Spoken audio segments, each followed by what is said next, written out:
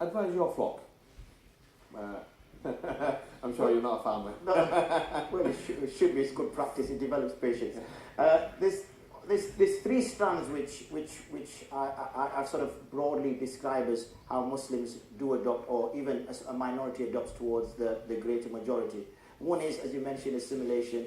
One is integration, and one is isolation. So assimilation is obviously where the Muslim, or any minority for that case, loses all its identity and it dilutes itself within the majority state.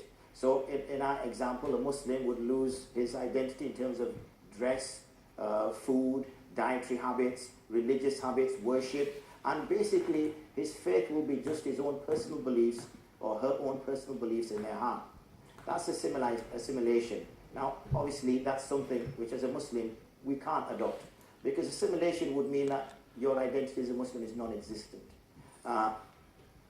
On that note, is identity so important? Let's just say you oppose the question today by David Cameron or any other ministers who have posed similar sort of questions. I'm not saying David Cameron has, but let's just say you oppose a question by a minister or by Joe Bloggs on the street.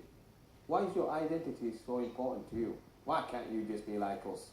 Because the problem is that, if we lost our Islamic identity and we just left with our national identity, let's just say, for instance, we lost our religious identity and we only had our national identity. Our national identity would make us British. Now, being British, fine, that will deal with most of my day-to-day activities. But will it deal with questions like, who am I? Where do I go after I die? Where have I come from? What is my soul? These questions my national identity can't answer for me. So I need another identity in order to be able to answer these questions. So we all have many identities. There's nothing wrong.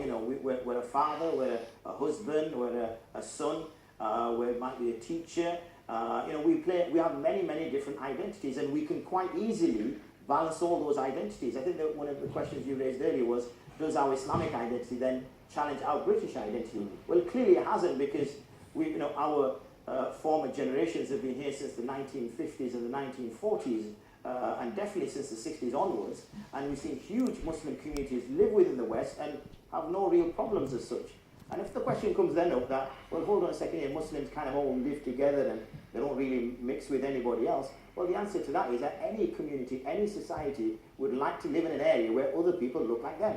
So upper class people would like to live in an area where there's more upper class people, middle class people would like to live in an area where there's middle class people, and Man United fans would probably like to live in an area where there's Man United fans.